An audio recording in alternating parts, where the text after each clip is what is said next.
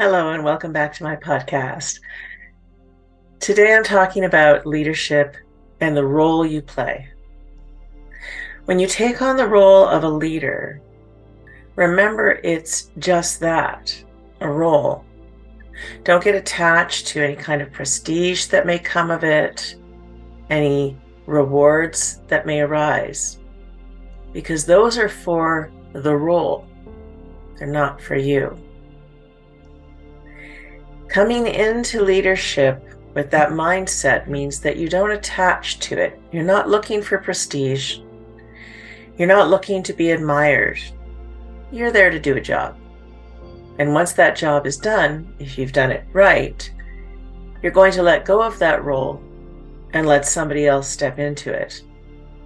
If you've really done the job right, you've been honing other people to take over for you. You've been supporting them to believe in themselves and to gain the skills and the knowledge and the wisdom to eventually replace you. So leadership ideally is a very humble place to come from. Any kudos that come your way, any things that are offered to you, you see as being for the role itself and not for you as an individual. I've been privileged to watch my partner be honored as the Commodore for the yacht club that he serves. And he very much sees his role as that of supporting the community that is the yacht club, making sure the members are heard, making sure any ideas or concerns they have are brought to the board. He's very dedicated to the role of making sure the yacht club is everything that its members need.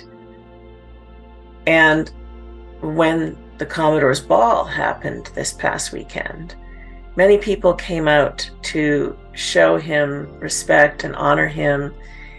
And the beauty of the whole process of the Commodore's Ball is that all of the Commodores on this lake have them, and we all get to honor each other. So while he received many kind words and even gifts in his role as the Commodore, we will as a couple have the opportunity to go to all the other yacht clubs in the area and attend their Commodore's balls, their sail pass, where we salute from our boat to them to honor the hard work they do as volunteers for their yacht clubs.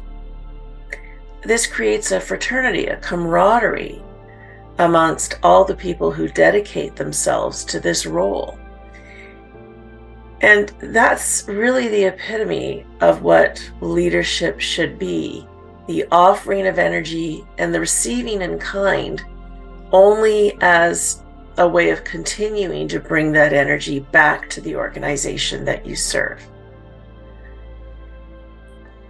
We want to look at leadership as a role that we take on, not because we can do it better than anybody else, but because we want to encourage and support other people to want to take on that role.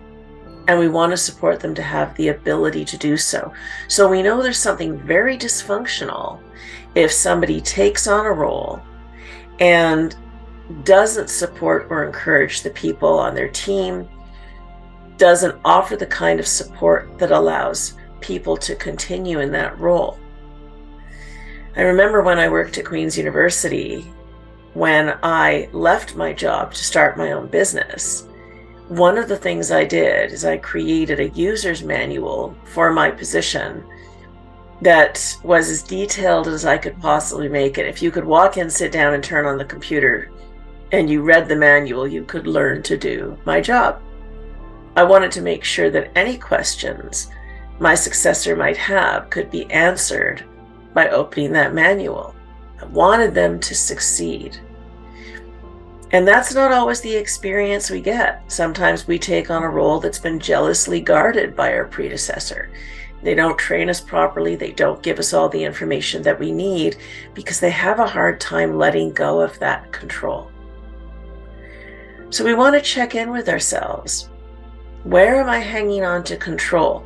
Long before you step out of your leadership role, where can you support others so that eventually they can take over for you?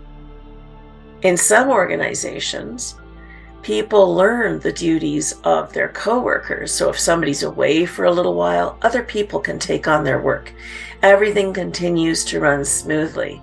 It's not like somebody has to work crazy hours before they go and deal with a pile up of work when they get back because nobody could do their job. Ideally, we all want to keep learning and growing, and we want to be in an environment where that's encouraged. The whole team effort of everybody being able to support everybody else. And having a leader that encourages us to think for ourselves, to come up with new ideas, to share them with the group, and ultimately to move into our position, perhaps, if possible, improving on it, so that everything continues to evolve and grow over time. We don't want to be part of some stultified network where everything is always done the way it's always been done, because that's the way it's done. We want to be part of a living, breathing organism that continues to evolve over time, addressing any changes around it so that it can continue to mirror the needs of the people who are served by that organization. So check in with yourself. Do you have rigid ideas about how you are doing the things that you do? Can you allow yourself to receive suggestions and also observe what the people around you are doing? I've been in a situation where I was in an office where several of us had streamlined our processes. And we had a manager who was being very rigid. This is the way I want things done. And it was quite obvious, would not hear us say, but there's a better, faster, more efficient way. And when people are involved in what basically becomes a make-work project, where they're having to expend unnecessary extra effort to get something done that they know could be streamlined, they lose heart. They lose interest because they don't feel heard, they don't feel recognized or respected for their expertise. They're doing that job. They know that job better than anybody overseeing them. And they can recognize when there's a way to be innovative. And we want to encourage that. So watch for signs of innovation. Be willing to ask questions. Why did you do that way? I want to understand, is it a better way of approaching it? And then adopt those so that everything improves. I remember when I would teach yoga classes in studios, and I would watch my students. And sometimes I would see somebody using a block, or a bolster, or a strap in a way that I'd never taught them. And I would start to borrow from those ideas. So my repertoire of positions and tools and the way those tools got used developed over time. It was wonderful to see that other people had ideas that I didn't, and I could be inspired by them.